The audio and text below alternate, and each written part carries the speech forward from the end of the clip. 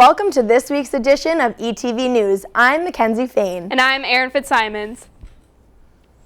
The head of the Connecticut Airport Authority, Kevin Dillon, is trying to bring a new casino to the Hartford area.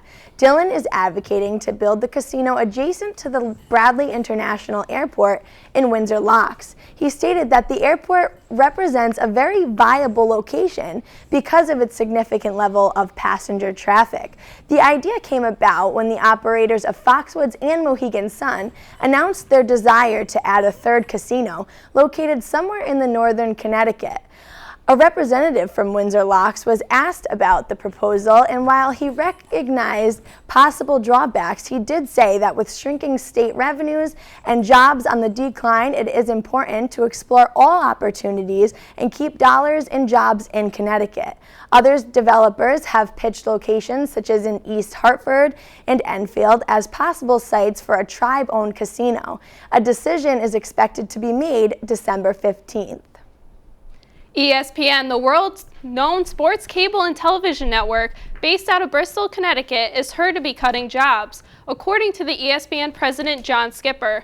Skipper sent a note to employees yesterday morning stating that organizational changes at the company will include the elimination of a number of positions, impacting friends and colleagues across the organization. It's not clear as to how many positions they will be cutting, but sources within ESPN told NBC Connecticut last month that at least 200 employees at ESPN headquarters would be laid off. The network employs about 7,000 people worldwide, 4,000 of whom work out of the Bristol facility, making ESPN the second largest company in town. Unfortunately, these layoffs may even affect some of our very own Eastern alumni. A University of Connecticut spokeswoman says 19-year-old Luke Gotti is no longer enrolled at UConn after going on a drunken tirade against food services workers for refusing to sell him his jalapeno bacon mac and cheese. Spokeswoman Stephanie Reitz said she can't disclose why Gotti is no longer enrolled at the school due to federal law. Gotti was charged with breach of peace and trespassing in connection with the October 4th outburst. He later made a public apology he posted online asking for forgiveness from the employee. On October 20th, Habitat for Humanity hosted their annual Shackathon event where students sleep in a box for a night to illustrate what it would be like to be homeless. McKenzie Fayne was there with the story. McKenzie Fayne out here on Webb Lawn checking out today's Shackathon. Now this is an event put on Eastern's very own Habitat for Humanity. The members of this club will be out here for 24 consecutive hours illustrating the struggles of being homeless. Specifically in Windham or Willimantic, the donations that they will collect will go to Windham's Habitat of Humanity. It's going to be a very cold night tonight, a low of 46 degrees, so hopefully they can bring blankets. Now, these homes that they're making are made out of cardboard boxes. People started setting up around 4 p.m. There were signs with different facts and statistics on homelessness to raise awareness, such as 54% of adults over the age of 24 are homeless. The event happened on the night of October 20th. Let's talk to Calvin Powell with more information on the event. Shackathon is an event that Habitat for Humanity hosts every year. We have our members fundraise money. Normally it's $100, but this year we lowered the limit to $50 so that we would get more participation. We then spend 24 hours outside to illustrate the problems of homelessness and substandard housing that are in the Willimantic and Windham communities, as well as the nation as a whole. We also spoke with Habitat for Humanity member Julia. This is my first year joining Habitat for Humanity, and I just think it's a really great organization because you're helping people who are less fortunate than you, and homelessness is a really big issue in this area, and I just think it's a really good organization to promote awareness and to also take action and help other people. Hey guys, what an amazing turnout for Habitat of Humanity. We want to thank Habitat of Humanity for putting on such an event to help homelessness and raise awareness. I'm McKenzie Fayne. Catch you later. Thanks, McKenzie, and thank you to all of those students who are there to support such a great cause. Rauf Mama, master storyteller, will be sharing his book, Fortune's Favored Child, in the Student Center in the theater from 3 to 4 p.m. Wednesday, October 28th.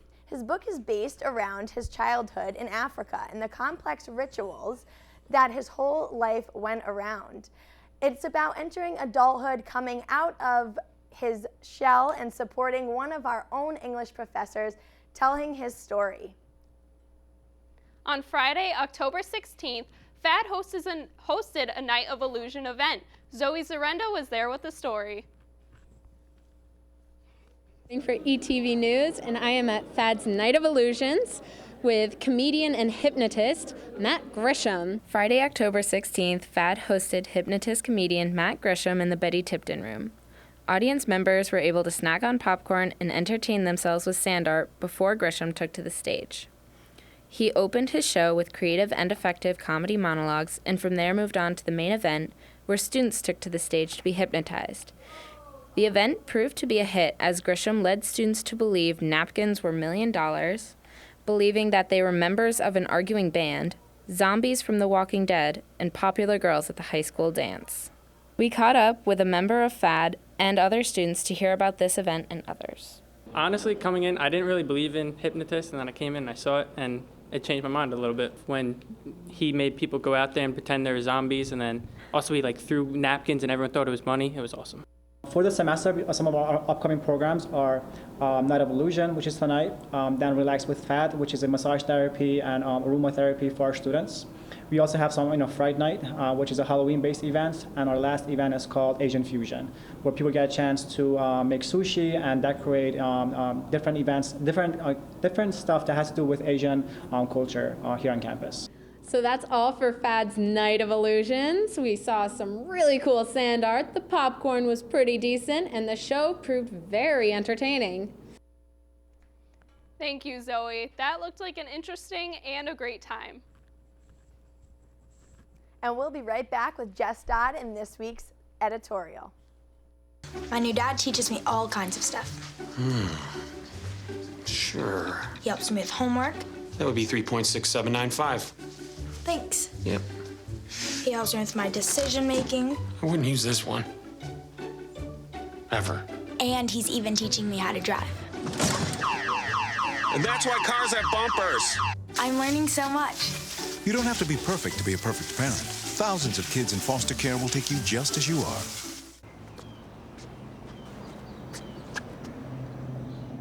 Here is my handle and here is my spout. When I get all steamed up, then I shout. Tip me over and pour me out. Oh.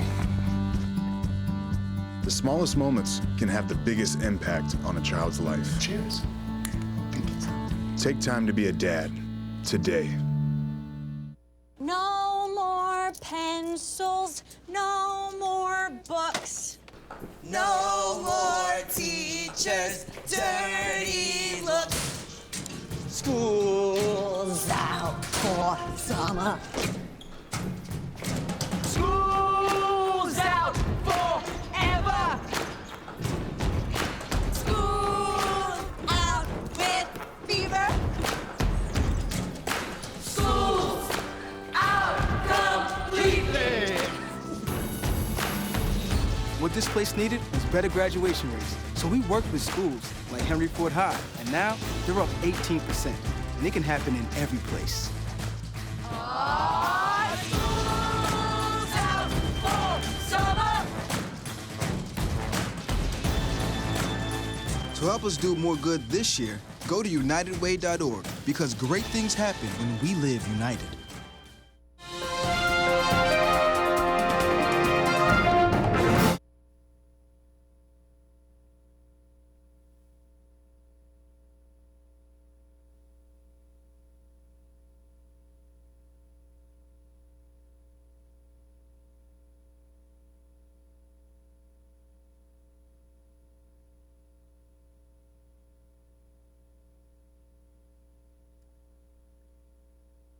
By that is, rapists almost never get caught.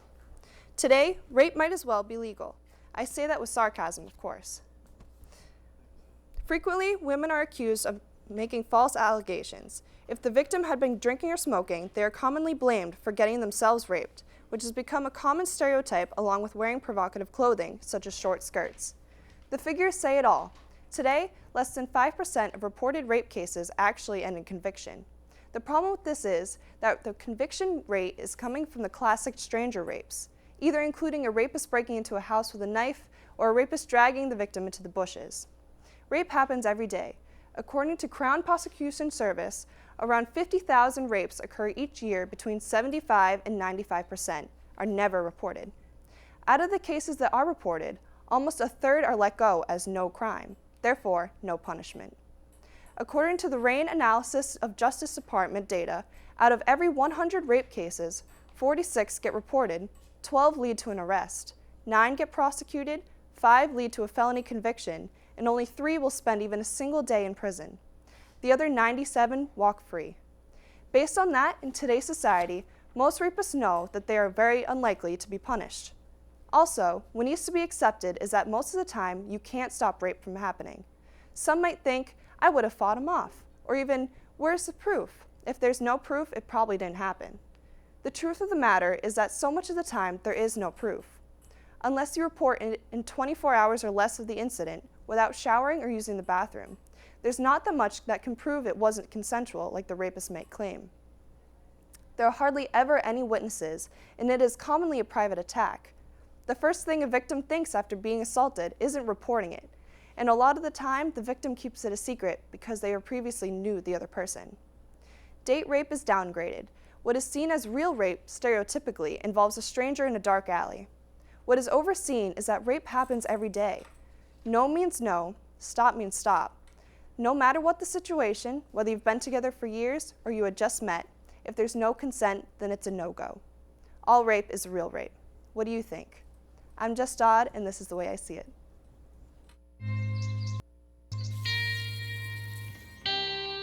Time to wake up.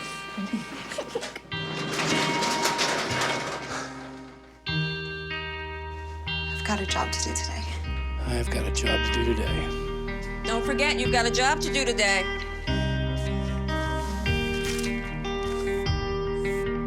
Hey, Mom. I got the job. Thanks.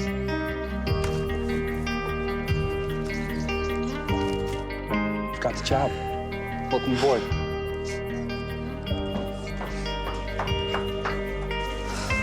Have a good first day at work, Mom.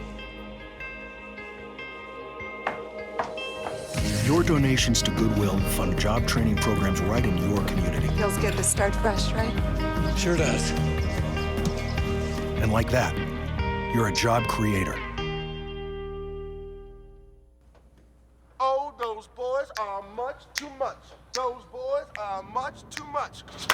We got the spirit. We're hot. We can't be stopped. We got the spirit. We're hot. We can't be stopped. We're gonna beat them and bust them.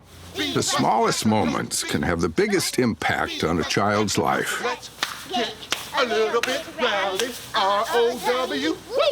Take time to be a dad today. Call or visit fatherhood.gov to learn more.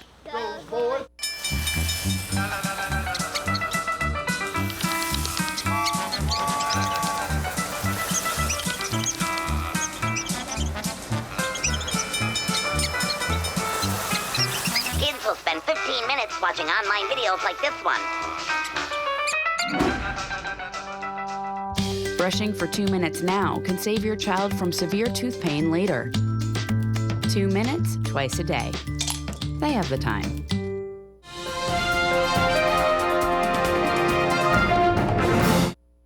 Are you fed up with this teacher-to-student communication tool known as Blackboard? Well, Eastern Connecticut State University is considering implementing a new $1 million program to change that. The program, known as Lightboard, has been taking American universities by storm. It allows for a tremendous interactive experience between teachers and students. The new technology, invented at Northeastern University by Michael Peskin, was launched at UConn. The purpose is to enable faculty to face students while drawing or writing information in class the same way they would write on a chalkboard or a whiteboard. UConn is one of the only dozen universities to install the new program nationwide. Lightboard encourages faculty to present the information by video ahead of time. then spend the time in class interacting with the students, answering questions, and focusing on problem solving and applications of the lecture material. For now, the technology requires a studio in which teachers can record their lecture and upload it to the site. This technology is outstanding, and once you get used to it, absolutely thrilling, says Amit Savar, associate professor in the math department at UConn. He adds, Lightboard lets me take my teaching to a whole nother level. It actually allows me to fine-tune my teaching and advance my students' understanding. The program also has most of the features of Blackboard, including assignment posting, grade updates, and other announcements. Eastern has not yet set a decision date, but hopefully will announce it in the next few months. On Wednesday, October 28th, the Career and Internship Fair will take place in the Geisler Gymnasium. It will be going from 1 to 4 p.m. There will be a wide range of companies there, from Verizon Wireless to the Connecticut National Guard. For more information on the fair, contact the Center for Internships and Career Development, located on the second floor of Wood Services. FAD is hosting an event that will be sure to get you in the Halloween spirit. It's called Fright Night, and it's free to all students. You can come create your own Halloween mask, take a picture in front of a scary background, and even sit down with a fortune teller. I hope to see you all in the Betty Tipton room October 30th from 8 to 10 p.m. to join in on the spooky fun. On Tuesday, October 27th, Eastern's Writers Guild will be hosting an open mic coffee house event. Activities include reading poetry, playing music, singing, and any other activities you'd like to perform on stage. There will also be free coffee and food. This will take place in the Student Center from 6:30 to 9 p.m. Join Constitution Hall's RHA for their fun night of pumpkin decorating. It will take place in the game room from 7:30 to 10:30 Thursday, October 29th. Snacks and food will be provided, and gift cards will be given away to the best decorated pumpkins. With Halloween approaching, we here at ETV made it our mission to see how students were preparing for the upcoming holiday. ETV's own Amanda Zeitel took to the Student Center to ask students their plans for Halloween. Zeitel reporting with ETV News. I'm here at the Student Center where we're asking people what they'll be dressing up as this year for Halloween. So what I'm going to be for Halloween is I'm going to buy a plain white t-shirt and I'm going to write life on it. And then what I'm going to do is I'm going to go to like Walmart or Stop and Shop and I'm going to buy lemons. And then you know how they say like when life gives you lemons. So that's what I'm going to do. I'm just going to hand out lemons. I'm going to be the boogeyman for Halloween. So I think this year I'm going to be Winnie the Pooh. For this year for Halloween, I'm going to be a devil, Charlie's Angels, and a cactus. For Halloween, I have a lot of plans. First of all, my costume, I'm going to go as a banana and peanut butter sandwich. I don't know if you've ever heard of Elvis Presley. This Halloween, I think I'm going to be dressing up as an iPhone battery below 20%. I think I'm going to be the scariest Halloween cosplayer ever. For Halloween, I'm going to be a ghost. Show me your best boo. Boo. So this year for Halloween, I'm going to be a Teletubby. I got my costume last week. Last year I was Drake, and the year before that I was an Angry Bird. What color Teletubby? Green. Elvis Presley is a guy who comes from the South and was a great singer, and he used to like peanut butter and banana sandwiches, so that's what I'm going to go as on Halloween. We're going to be Cat Dog this Halloween. Who's cat and who's dog? I'm going to be Cat. I'll be Dog. I'm going to be a prisoner. I'm going to be a robber. For Halloween this year, I'm going to be a Greek goddess. And I plan to go to one of those haunted houses that scare you until you fall to the floor crying. But the last time I went to a haunted house, the vampires that were chasing me wound up on the floor crying. So we'll see what happens, but I'm looking forward to Halloween. This year for Halloween, I'm going to be a Spice Girl. Which one? Posh Spice. I think Rosie the Riveter would be a really cool Halloween idea because she represents feminine qualities and it's a cute costume. For Halloween this year, I'm just being myself. Yeah, that's scary enough. I'm going to be a cowboy for Halloween. Howdy. Probably like a sailor's captain, you know, with the outfit, the little hat on, the sailor's hat. Got my little pipe. For Halloween, I'm going to be Batman. Been Batman every year. Batman's the man. Might as well keep the tradition going, huh? Yeah, I got to keep it going. So I'm planning on being Wonder Woman. I know she has brown hair, but I'm going to stick with the blonde. So yeah, should be fun. maybe a golfer for another night. You know, you got to change it up for the 3 different nights because, you know, got to get the whole occasion to the fullest. For Halloween, I'm going to dress up as Santa Claus. Beard and everything? Beard and everything. I've changed my mind. I've decided I'm going to go as Nicki Minaj. Keep your eyes open for all these great costumes. I hope everybody has a fun and safe Halloween. This is Amanda Zeitel with ETV News, and I'll see you next time. Thank you, Amanda. It'll be sure interesting to see everyone and what they're going to be on Halloween. This Sunday, October 25th, be ready to scream your head off. A haunted house is coming to our very own Easterns campus. The haunted house will be open at 8 p.m. and end at 10 p.m. Admission is free for all students, and the haunted house will be not open for any of the public. See you all in the Betty Tipton room this Sunday. URock will be hosting a Boobie Night on Weblawn October 28th from 8 to 10 p.m. The classic childhood favorite Hocus Pocus will be playing, hot apple cider and popcorn will be served, and free blankets will be given away. Thanks, guys. We'll be right back with Damon Gray and this week's sports update.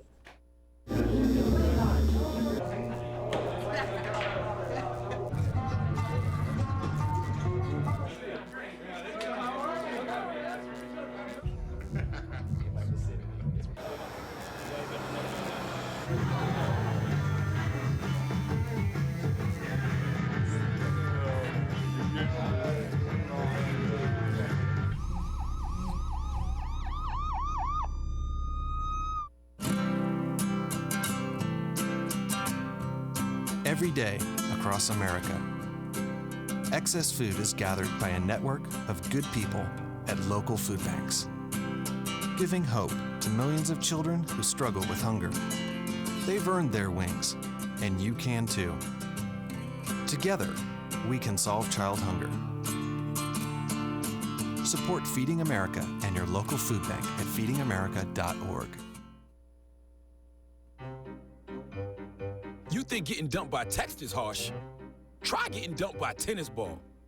My ex-owner drove me out to the woods, yelled fetch, and by the time I brought the ball back, he was gone. Yeah, I was pissed. But the folks at the shelter helped me let go of my anger. I learned coping skills, like taking it to the hole. Boom! Now I'm ready to fetch again. But how about I throw and you run and get it?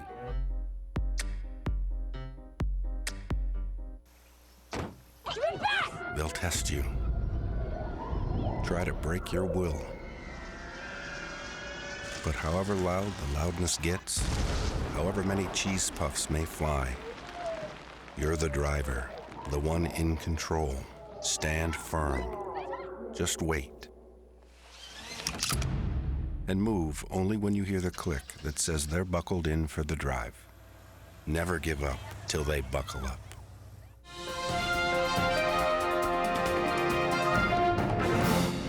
I'm Andrew Fitzgerald with this week's sports update.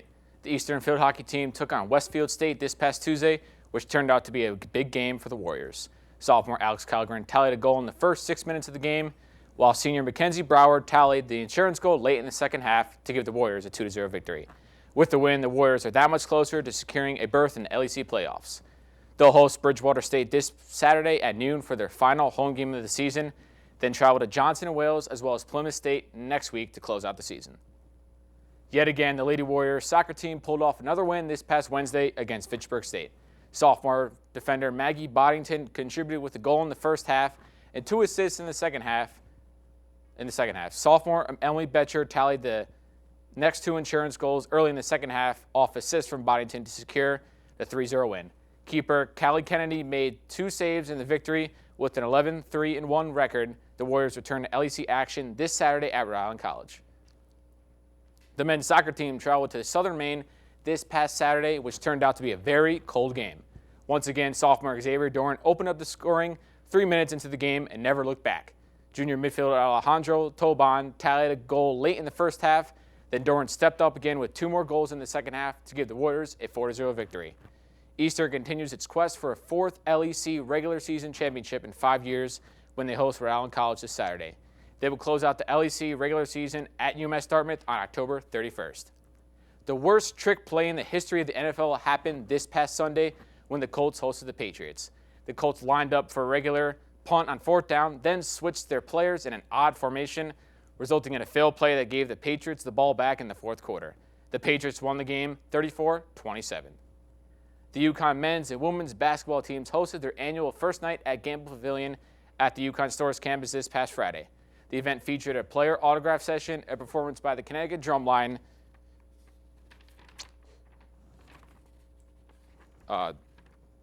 crowd giveaways, and a scrimmage between Team Ollie and Team Oriema.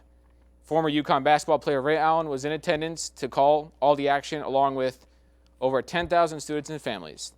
The men will open up the season on November 1st at Gamble Pavilion against the University of Tampa, while the women take on Lubbock Christian on November 2nd. That's all I've got for tonight. I'm Andrew Fitzgerald with ETV Sports. Have a good weekend. And that's all we have for this week's show. If you want to see more of our episodes, please visit our ETV YouTube channel. Thanks for watching, and be sure to tune in next week. Good night, Eastern.